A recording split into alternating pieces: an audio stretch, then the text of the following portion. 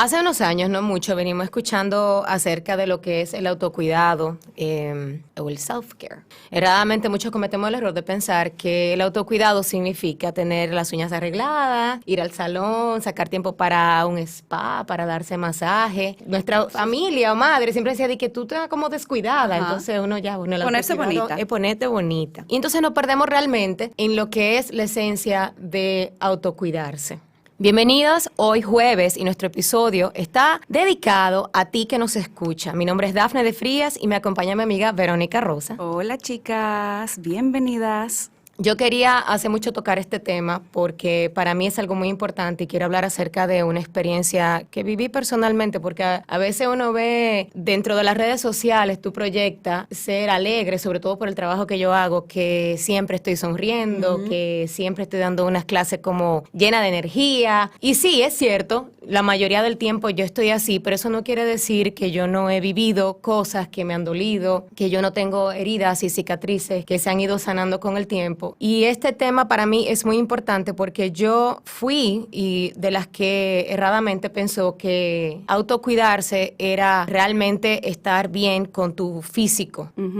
Y quizás si yo pensaba en la parte mental, en el sentido de que yo siempre he tenido ese hobby, he bailado y he utilizado eso para canalizar y para trabajar, por ejemplo, situaciones emocionales, yo la descargaba a través de mi actividad física, vamos Para a decirlo drenar. aquí. Exactamente. Y yo pensé que ya eso era suficiente, pero realmente el autocuidado en muchas áreas y eso lo vamos a hablar aquí hoy. Yo no sé si a ti te ha pasado que hay un día que tú te despiertas y tú sientes que tú te vas a comer el mundo, que tú te puedes comer el mundo, que tú eres poderosa y de repente al día siguiente o 3 días más tarde tú te levantas como, Dios mío, o sea, se me está moviendo el piso, el techo se me está cayendo arriba. Y a mí me sucedió eso, no que me pasaba frecuentemente, sino que me sucedió de una manera que yo no lo esperaba. Desde Como casi chiquita. siempre pasa, porque uno nunca está como que preparado para que te cambie el humor o para que te cambien tu estructura de vida. Siempre pasa de una forma en que uno nunca lo está esperando. Pero sobre todo porque desde chiquita la dinámica de mi familia, por razones que no vamos a explicar ahora y que quizás necesitarían un análisis más profundo, O otro episodio. yo tomé el lugar de cargar con todas las situaciones emocionales de mi familia. Cuando digo mi familia, digo de mi papá, mamá y de mis 2 hermanas. Importante decir que tú eres la mayor. Sí, pero bueno, fuera de eso, yo creo que siempre hay como una persona que emocionalmente carga con muchas de las cosas. Por ejemplo, no es natural que eso suceda cuando hay un papá y una mamá en una una mamá, familia. O sea, claro. la estructura debe ser así. Pero en mi casa sucedió eso y yo realmente en ese momento, siendo todavía súper chiquita, joven, desde que me acuerdo, tal vez yo tenía 10, 12 años, 13 años, cuando empezaron a suceder situaciones en mi casa pequeñas, quizás situaciones que no tienen mucha importancia, pero que emocionalmente sí impactaban y yo de alguna manera pues trataba de subsanarlo. Asumías un rol, vamos a decir, protagónico. Sí, entonces esto me llevó a ponerme un traje, vamos a decir, no como superhéroe, pero realmente era como la ropa de vamos a resolver. Claro, o sea, claro. esa era como mi actitud. Yo aprendí a no mostrar mucho mis debilidades en público. Yo aprendí a reservarme ciertas emociones, de modo que siempre mostraba delante de todo el mundo, estoy hablando de mi círculo, de mi familia, ser como un pilar fuerte. Esa actitud me llevó muchas veces a parecer como hasta insensible en ciertas O fría. situaciones. Sí, como insensible, o sea, no, Dafne no, eso no le importa, Dafne eso no te entristece, no te afecta, no te causa ansiedad, y no era que no me causaba, sencillamente es que yo aprendí a guardar todas las cosas que me pasaban de una manera, para decirlo en un sentido figurado, o sea, yo me imaginaba que yo tenía dentro de mí como un gabinete, Ya. un closet, y de cada vez que sucedía algo que no era necesariamente a mí, pero algo a una persona que estaba cerca de mi círculo, yo encapsulaba eso que que le pasaba, esa situación que a mí me provocaba alguna emoción, y la ponía en ese gabinete. O sea, tú bloqueabas tus emociones a propósito. Yo la bloqueaba estratégicamente Ok. porque yo tenía cosas que yo había asumido que eran importantes para mí para yo resolver. Entonces yo no podía estar triste y ayudarte a ti a salir de tu tristeza. O sea, yo tenía que aparentar que yo estaba calmada y bien para yo poder dar soporte Claro. a las personas alrededor de mi núcleo De tu cercano. círculo. Entonces, ¿qué sucede? Que a lo largo de los años yo seguí guardando todas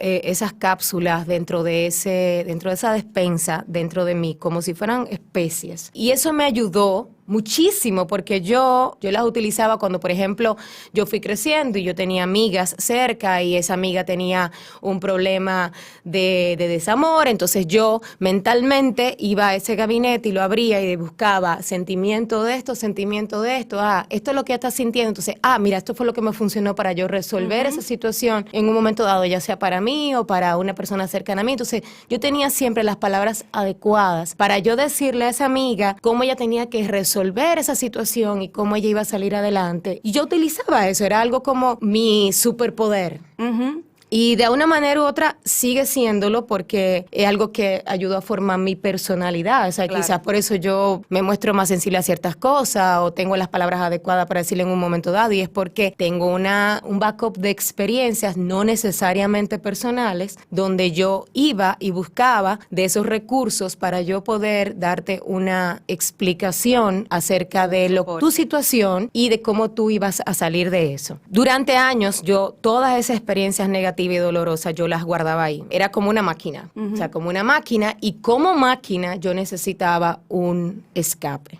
Entonces, mi manera de yo tener ese escape para yo renovar mis energías otra vez era a través de algo que a mí me gustaba hacer, que era el baile. Quienes aún no me conocen, yo por eso he bailado desde que yo aprendí a caminar. O sea, ya sea con video, frente a una televisión, en un grupo de baile o dando mis clases.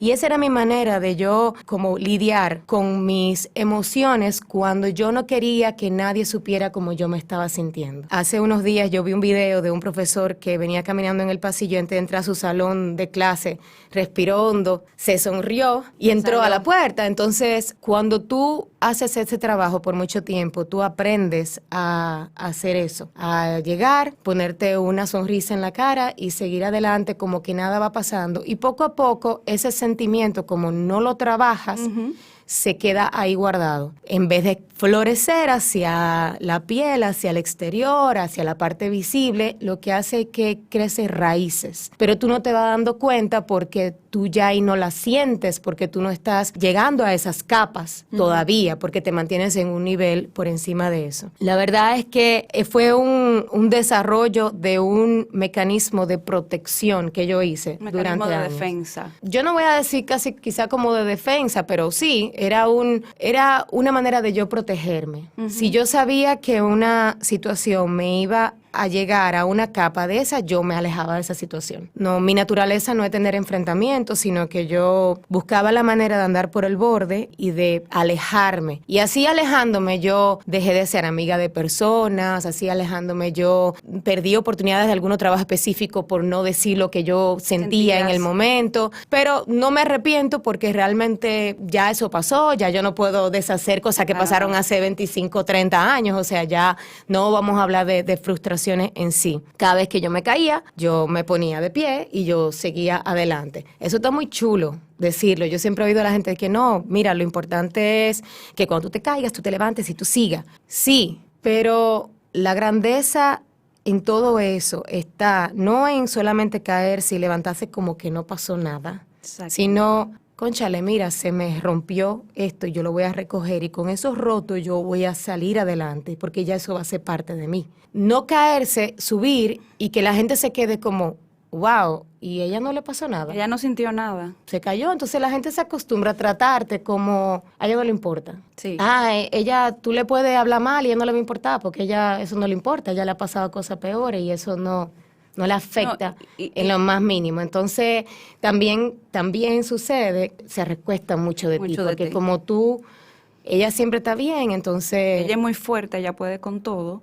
No importa, porque Dafne está ahí siempre. O sea, yo puedo... El mundo se cae, pero vamos sentando aquí donde Dafne, porque Dafne va a decir las palabras correctas, Dafne va a estar bien, Dafne va a estar mellow, todo el tiempo en paz. Tranquila. Yo que tengo tantos años conociéndote, que sé que realmente detrás de la figura, la influencer, la persona que está en las redes, hay un ser humano. Muchas veces tuve que lidiar, y esto es algo bastante íntimo, diría yo, con personas que me decían, no, es que tú sabes cómo es Dafne, o no, es que tu amiga Dafne, porque tú sabes que eso que tú sabías que sentían los demás de ti, como que tú siempre eras fuerte, mucha gente te llegó a ver como ella es muy fría, ella es muy insensible. Y yo llegué a un punto en que simple y llanamente dije, ¿tú sabes qué? Yo no tengo que defender mi amistad con nadie. Es mi amiga y yo la conozco. Pero yo sé a lo que tú te refieres. Y yo sé por qué tú dices que tú siempre estabas disponible y que siempre estabas dispuesta. Porque yo recuerdo que la primera vez que yo fui a terapia, yo salí del sillón de la terapeuta para el sillón de la casa de Dafne. Y es interesante, pero porque realmente sí, todo el mundo me ve de esa manera. Es la primera impresión siempre. Pero es una lección de que tú no sabes cómo esa persona se forma. Como te dije al principio, la estructura de mi familia estaba en mis hombros todo el tiempo. O sea, yo tuve que hacer un trabajo con ayuda de una terapeuta para yo quitarme ese rol. Que no te Fue corresponde. un trabajo que nadie me lo dio, pero Exacto. de alguna manera, si ella es la que siempre resuelve y está disponible, todos me cargaban. Y yo no estoy diciendo, es culpa de mi mamá, es culpa de mi papá, es culpa de mi hermana. No es culpa de nadie. Se dio una situación, yo tenía una habilidad, tengo una habilidad, y sencillamente creo que se hizo un abuso de ese uso por parte mía, por parte de las personas que estaban alrededor de mí, porque nadie se daba cuenta que a mí eso me podía cargar y me podía afectar. Claro, porque no lo mostrabas. Todo estaba perfecto. Cuando yo empecé mi carrera en el mundo de fitness, hace 11 años, yo me recuerdo que yo profesionalmente estaba ganando mucho dinero, pero yo me juntaba con mis amigas que se habían graduado también de mi promoción y ellas me hablaban de esos títulos, de esos que si soy gerente, que si soy la administración, que si soy la directora de no sé qué. Y yo sentía como que yo en esa parte tenía un vacío y ahí fue cuando decidí, bueno, yo voy a abrir mi estudio. Mi estudio para mí nunca fue una meta, fue un proceso. Pero yo... Algo que sucedió. En ese momento yo sentía que yo necesitaba ser la dueña de un estudio. Ya. Porque profesionalmente yo sentía que yo tenía que llenar esa casilla donde decía, dueña, CEO. CEO. Pero en ese tiempo era dueña y yo con mucha ilusión, yo cogí todo el dinero que yo tenía en mi cuenta, trabajé durante 3 semanas incansablemente para poder abrir mi primer estudio. Mi esposo obviamente utilizamos dinero familiar de los ahorros que teníamos, mi grupo de amigas estuvo conmigo la noche antes para construir lo que era el primer estudio con mi nombre. Para mí era un logro personal, claro, pero también era un proyecto que me hacía muchísima ilusión en ese momento. Y yo abrí mi estudio un miércoles y mientras yo daba mi clase, habían 93 personas en esa clase ese día. Mientras yo daba mi clase, yo veía que mi mamá me miraba de la puerta y me decía, cálmate, como que no saltes. No saltes. Y yo le decía, ahí está mami limitándome. Y veía entonces que subían más personas y se ponían con ella en la puerta y todo el mundo me miraba y miraba para los lados. Yo no entendía lo que estaba pasando, pero yo estaba llena como de una adrenalina de la apertura de mi estudio. Cuando yo terminé de dar la clase, me sentaron para decirme que yo iba a tener que cerrar mi estudio ese mismo día porque el edificio no estaba preparado para... Espérate, que esta es la nueva Dafne de ahora. Nueva Dafne de ahora. Me gusta esa Dafne. Esta es la nueva Dafne. Yo he visto ahora a Dafne llorar antes, ¿eh? El edificio no estaba preparado para una carga dinámica. Por ende, todo el mundo había salido corriendo como si estuviera sucediendo un terremoto. Edificio que no estaba en la clase. Ajá, de abajo, las oficinas, exacto.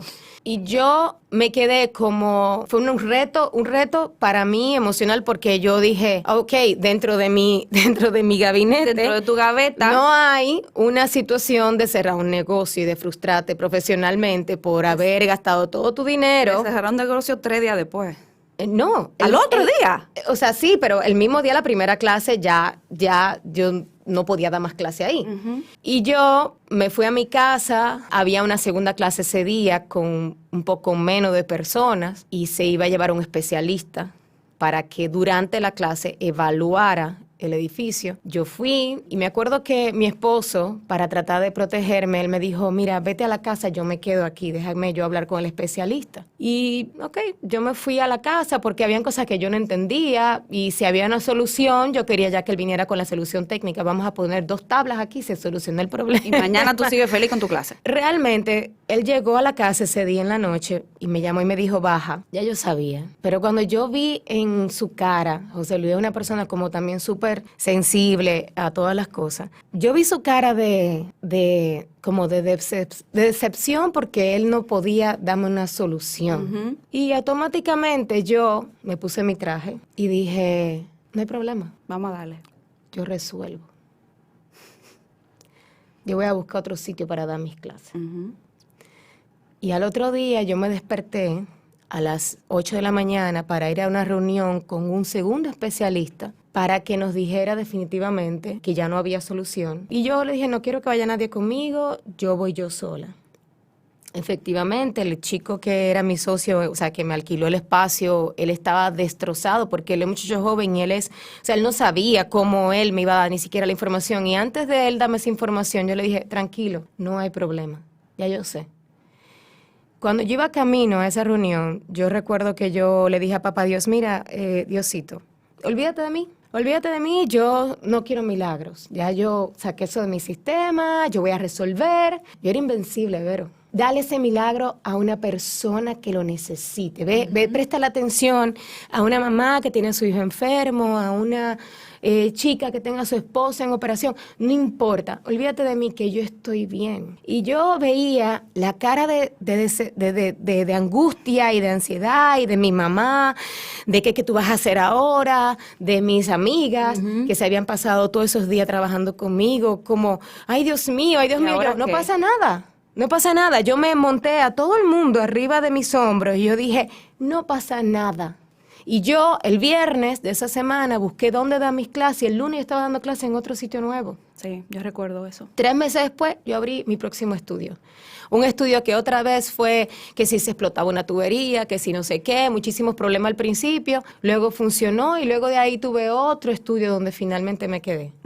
Ese traje que yo siempre me iba poniendo y que me iba... El traje de la Mujer Maravilla. Fue lo que fue formando mi personalidad. Claro. Fue lo que fue diciendo, este es Daphne.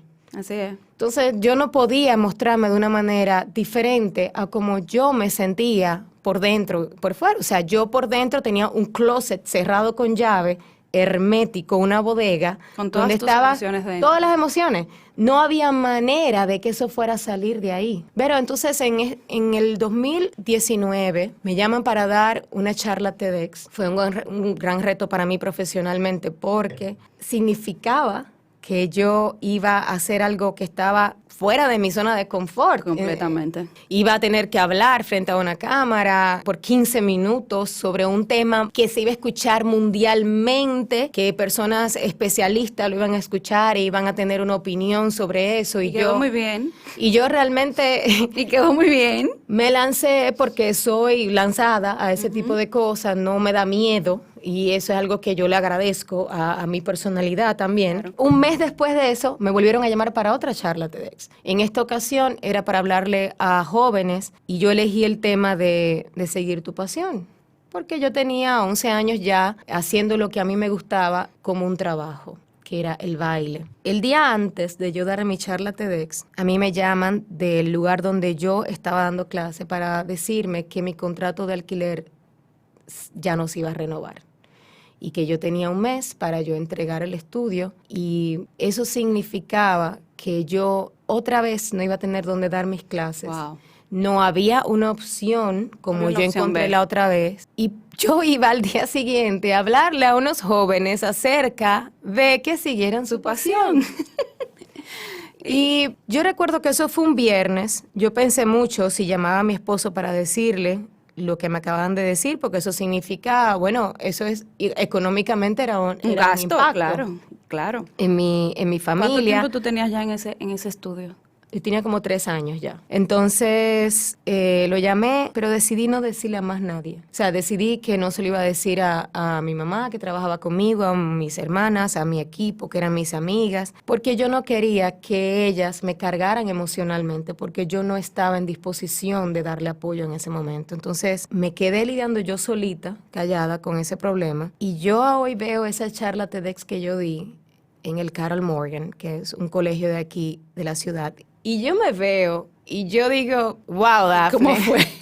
Tú eres una actriz, tú deberías de poner actriz en tu récord de oficios que tú haces y de cosas que tú desempeñas, porque pararme ahí y decirle, sigan sus sueños, manténganse positivos y la pasión, no importa lo que todo el mundo diga, ustedes tienen que seguir su corazón, invitándole a la gente a vivir mi vida que yo acababa de, o sea, que yo estaba como en un río así de corriente, agarrándome por una ramita y diciendo que venga, acompáñenme a vivir mi vida y seguir su pasión. Y yo bajé de esa charla y una señora llorando vino y me dijo, todas esas palabras que tú dijiste me llenaron muchísimo. Uh-huh. Yo de verdad necesitaba escuchar eso y yo necesitaba que alguien me dijera, óyeme, sí, tú puedes seguir y hacer lo que tú amas. Claro. Y yo me quedé mirándola, quería decirle tantas cosas a esa señora, pero algo en mí no me dejaba. O sea, había algo que a mí no me dejaba reconocer que yo tenía debilidad. Uh-huh. Por nada. O sea, era como, ojo, o sea, no significa que yo no soy sensible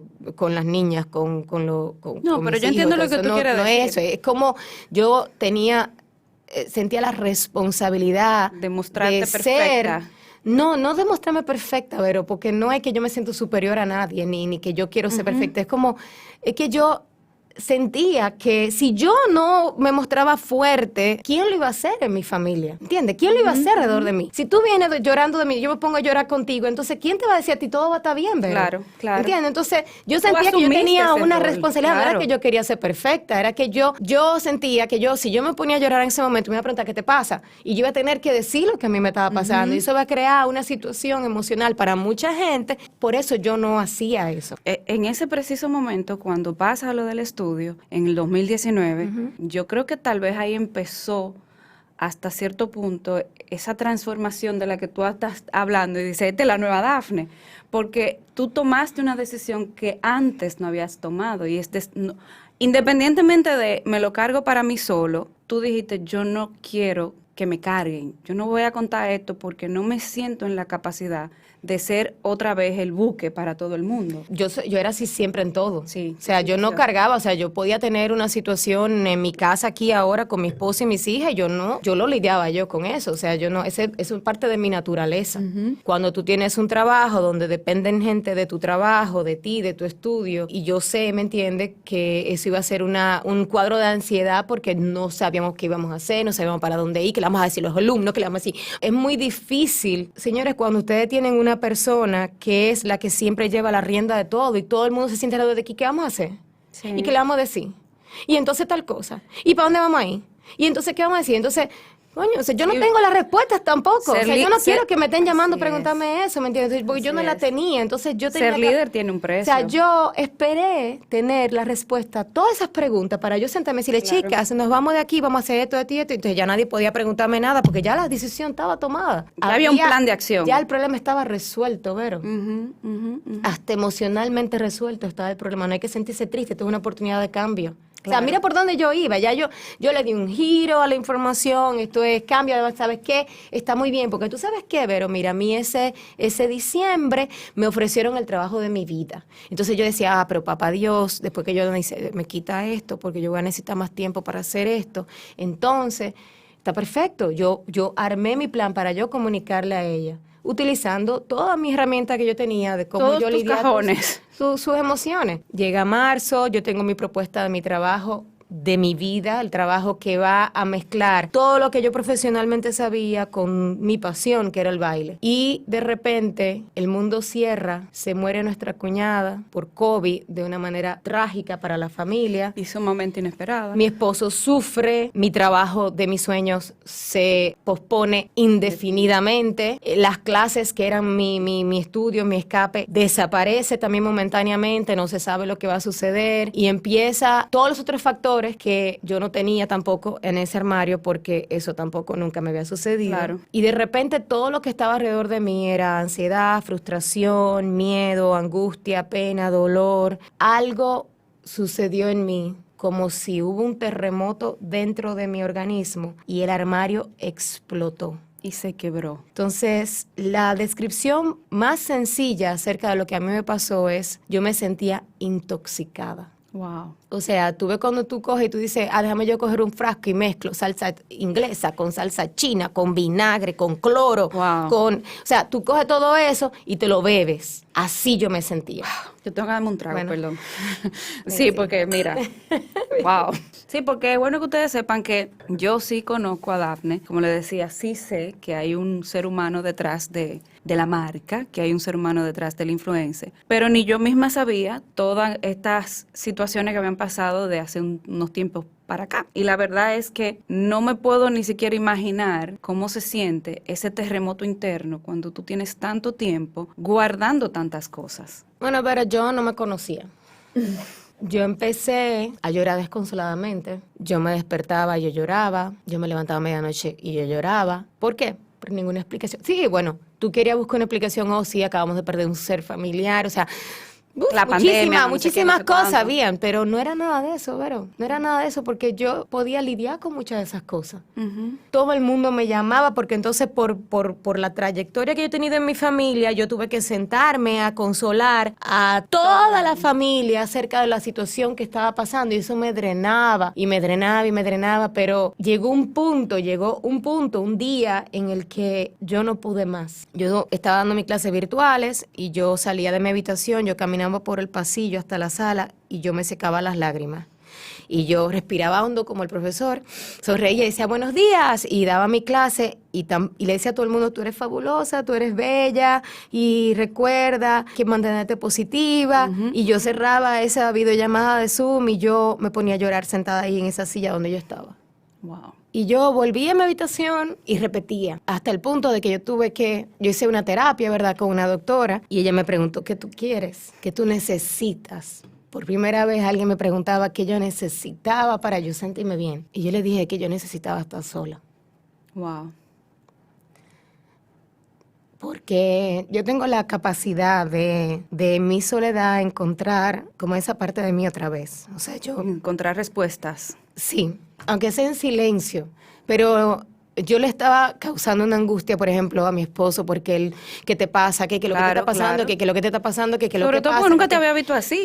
Y yo le decía, yo necesito que pare de preguntarme qué me pasa, yo necesito estar sola. Y yo le pedí, o sea, ella habló con él y él se fue a otro apartamento que nosotros tenemos en la playa, que tiene su familia, y yo me quedé 5 días sola, donde yo siento como que hubo una regeneración de tejidos, donde yo descubrí que yo también tenía como esa parte débil dentro de mí, donde yo me di el permiso, Vero, de yo sentirme vulnerable. Eso te iba yo a decir. Y donde yo empecé lo más difícil que ha sido para mí este proceso y fue aceptarme. Wow. Aceptarme que yo ahora era esa persona. Que no importaba si yo lloraba, que no importaba si yo decía, ay, me siento triste, que no importaba nada de eso. Y yo durante esos días yo llamé a las 2 personas que yo empecé a proteger más en mi vida, desde que yo me acuerdo, desde que yo era chiquita, que eran mis 2 hermanas. Y yo les dije, estoy en una depresión por primera vez en mi vida. Wow. Yo no sabía ni qué yo tenía que decir. Yo sentía que ellas tal vez se iban a sentir como que, cónchale, ¿cómo va a ser? Si Dafne se cae, pues entonces se fuñó todo esto. No, al contrario, ellas 2 me dijeron, todo está bien. Todo está bien y nosotros vamos a estar aquí para ti. Y fue para mí algo como un momento como de Liberador. conexión con mis 2 hermanas en un nivel, como al mismo nivel, vamos a decirlo Claro. así. O sea, yo siempre estaba por encima de ellas, protegiéndolas, o por debajo, levantándolas. O sea, como no se mojen, no se golpeen en la cabeza, o sea, todo el tiempo. Y por primera vez yo me sentí que yo estaba al mismo nivel de ellas 2. Por primera vez tú fuiste hermana y no mamá. No, mamá. Exactamente. Y luego de ahí, obviamente cuando yo me sentí lista, yo hablé muchísimo con José Luis acerca de todo lo que me había pasado. Él obviamente me entiende. José es una persona que ha tenido episodios de depresión por ansiedades de diferentes cosas. Claro. Él, desde que lo conozco, siempre tiene su terapeuta. Él es muy Muy open con eso. no, sí, muy sí, pro todo eso, y él sí, José es muy entendía open con todo perfectamente eso. lo que era el espacio y la transformación que yo estaba viviendo. Pero mira, Vero, en ese momento las cosas que a mí me pasaron hace 10 años, a mí me estaban doliendo ahí. Claro. Que mi mamá me dijo una Lo que vez. pasa es que tú habías que bloqueado yo todo sentí. eso. Que yo perdí mi estudio y yo abrí ese estudio. Mira, todavía yo hablo de eso y ahora yo lloro. Tú sabes las veces que yo he hablado de que yo tuve que cerrar mi estudio ese día. Todo. Todo Yo te llegó pensaba, junto, todo te llegó eso junto. arriba, y fue como que, ok, Todas las emociones salieron. el traje se rompió, no soy invencible. O sea, no significa que yo no voy a seguir tirando para adelante porque yo Claro. lloré y yo entendí eso. O sea, lo importante es, cónchale, se me rompió ese brazo, pero yo me lo agarro y yo sigo. Y vuelvo para adelante. Y no importa si la gente ve que tengo el brazo roto. Exactamente. No hay nada de malo en eso, no hay No nada, hay nada malo en eso. ser vulnerable. O sea, a raíz de esa experiencia, que gracias a Dios todo ya después funcionó para bien, al final sí obtuve mi trabajo ya en junio de ese año, sí estoy dando mis clases, o sea, todo funcionó porque no era un problema de crisis ya profesional en el momento, era algo más grande, era algo que era un cúmulo de cosas. Que necesitaban escapar. Y sí, yo aprendí ahí de la importancia de lo que es el cuidado personal, porque sabes que a veces uno como madre, uno dice, bueno, mis hijos son lo más importante del mundo. Y eso hablábamos tú y yo el otro día, yo te decía, mis hijas, para mí, y yo sé que si hay madres escuchándome, óyeme, si tenemos que ponernos delante de una bala, 1000 veces que me pase el camión a mí por arriba. Si yo tengo que darle mi corazón, mis órganos y todo para que mi hija, yo lo voy a hacer porque ella está por encima de mí en todas las cosas. Pero nos olvidamos de que nosotros tenemos que estar bien para poder hacer esas cosas por ellos. Así es. Porque durante esos 8 días donde yo tuve mi crisis más grande, yo no estaba para mis hijas. Yo no podía pararme delante de un camión para que el camión me pasara por arriba, No, para si estaba nada. en peligro. Yo no estaba ahí para mis hijas. Yo no tenía la fuerza emocional, mental, ni física para yo estar ahí para ellas. Así es. Entonces, por eso es que nosotros tenemos que preocuparnos por nosotros mismos primero y no, llenarse la boca, decir que, ay, no, porque yo no me pierdo una reunión de padres del colegio, yo no me pierdo los cursos, yo llevo a mis hijos, ¿verdad? Eso me pasa tanto a mi hermana. Paso la tarde entera de aquí para allá, de allá para acá, con mis hijos y yo, todo el tiempo para mis hijos. No, señores, no. No hay nada de malo en ustedes dejar de llevar a su hijo al parque a jugar. Claro que no. Porque tú necesitas quedarte en tu casa durmiendo una siesta, descansando. No hay nada de malo en eso. Y no hay nada malo en priorizarse. A mí me pasa que ahora que, yo, al igual que Dafne, creo que todos saben, también soy instructora, me ha tocado trabajar muy de lleno con muchas mujeres. Ahora estoy trabajando a otro nivel, ya a nivel de coach. Y cuando yo digo, tú tienes que priorizarte, me ven feo, Daf. Me ven como que yo estoy, sobre todo las que son madres, como tú dices, me ven como que, ay, sí, tú lo dices porque tú no tienes muchacho y para ti es muy fácil. Sí. Si tú no estás bien, tus hijos no van a estar bien. Yo siempre hago la analogía de el avión. El avión, cuando uno va en el avión, la azafata te dice que si pasa cualquier cosa, te pongas tú primero el chaleco, te pongas tú primero. Muy simple, señores. El muerto no puede ayudar a nadie, el enfermo no puede ayudar a nadie. Y esto voy para eso, para las madres en sí. La salud física y la salud mental te dan alegría. Y van de la mano. Cuando tú tienes buena salud física y mental, tú tienes una paz emocional, por ejemplo, tú puedes hacer más feliz a las personas que están alrededor de ti. Claro. Tú puedes brindar armonía en tu hogar, en tus relaciones como pareja, en tu trabajo, en tus relaciones de amistad también. Cuando tú estás en armonía en tu interior. Y para estar en armonía en tu interior, tú tienes que cuidarte. Así es. Y ese cuidado te va a ayudar a regenerar los tejidos de aquellas cosas que te hieren. Claro. Tú vas a poder lidiar mejor con las emociones y no tengas miedo de descubrirte, no tengas miedo de decir, ay, cónchale, mira, no me van a querer como a mí me pasaba. O sea, es inaceptable yo ser ¿Tú sentías que no te van a querer? No, yo sentía como que yo, o sea, no era porque nadie me lo decía, como que yo iba a defraudar o que se iba a caer, se iba a hundir el barco. Si yo no era que hacía eso. O sea, yo no permití en ningún momento, tú sabes que a veces te dicen con los niños eso de la educación, que tú tienes que dejar que tu hijo se caiga. Para que aprenda. Aprenda a pararse. Porque si tú te la pasas parándola, Nunca va a aprender nunca para va a solo. aprender. Entonces tú nunca vas a saber si él va a saber hacerlo, porque tú no vas a estar ahí para siempre. Bueno, pues entonces yo hacía eso. Yo recogía, remaba, tapaba, bueno, que levantaba, cargaba, movía. Ya. Entonces, porque yo no sabía lo que iba a pasar si yo no hacía eso. Y te daba miedo. Y tú decías, O sea, si no lo hago, se pero va a acabar todo. Cuando yo estaba chiquita, o sea, estoy hablando de que 14, 15 años, yo sabía que a mi mamá cumplía años y yo llamaba a mi papá, que la relación de papi y mami nunca fue muy buena y yo llamaba a mi papá, mami cumpleaños, y yo le mandaba flores a mami con el nombre de papi para que mami no se sintiera mal porque Wow. papi no le mandó flores. Wow. O sea, pero porque yo nunca dije, ¿y si yo no se la mando? Yo nunca dije, o sea, yo sentía que yo tenía esa responsabilidad para yo mantener la armonía. paz en tu casa. En mi casa, Vero. Wow. O sea, entonces, eso era lo poco que yo hacía. Yo hacía muchas más cosas de esas. Wow. Entonces eso era una carga emocional para mí, porque cuando yo veía que se estaba acercando a la fecha y que papi no hacía el mínimo esfuerzo y mami estaba desesperada porque papi, y yo, tú me veías a mí nerviosa, Claro, tratando de claro, resolver claro. esa situación O sea, que tú eras emocional de mi casa. como el buque, la ega, el glue, pero tú nunca te sentaste a ver todo lo que eso te estaba cargando. Y a nadie le importaba tampoco. Exacto. Porque si tú dices, bueno, esta es una niña, no te toca a ti, mi amor. No, pero, o sea, Sí, no te lo sencillamente- dijeron tampoco, o sea. Sencillamente nadie se daba cuenta, era más fácil. Yo no puedo decir es culpa de esto o culpa del otro, porque también mi mamá era súper joven, ella Y nuestros- hizo lo mejor que ella pudo. Sí, nuestros Entonces, padres hacen lo mejor que pueden con lo que tienen. No es culpa ahora de ellos. mismo, obviamente, sí pudiera ser sobreprotectora con mis hijas, pero yo estoy trabajando de que ellas no dependan de una persona emocionalmente. Tú diste algo, o sea, ahí yo quiero detenerme, porque estás hablando de como madre lo que tú haces, pero para mí es importante, yo no soy madre, pero tengo 5 sobrinos y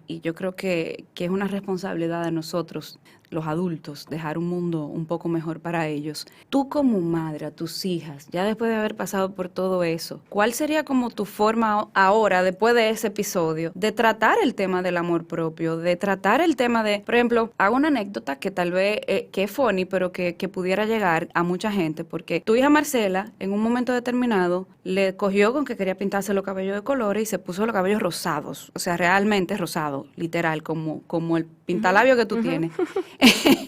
Cualquier otra madre hubiese hecho como que un drama con eso, o se lo hubiese prohibido, o no sé. Yo recuerdo que tú lo viste, o sea, ay, sí, que voy a llevar a mi hija que se pinte el cabello rosado porque ella lo quiere pintar rosado. Tú sabes, están en la etapa, eso fue lo que tú me dijiste, o sea, y yo dije, wow, qué open edad. Sí. ¿Cómo tú manejas ahora, después de ese episodio, el tema con tus hijas? Mira, la verdad es que desde siempre yo he tratado de que mis hijas tengan su personalidad cada una. Yo no quiero ser la que le diga que no a algo a ellas dos. Ujú. Pero yo sí les digo, mira, si hacen esto, esto es lo que va a pasar. Si hacen esto es lo que va a pasar. Entonces, cuando Marce me dijo que quería ponerse el cabello de colores, yo me puse a pensar, bueno, tiene 17 años. ¿Cuándo lo va a hacer? Claro.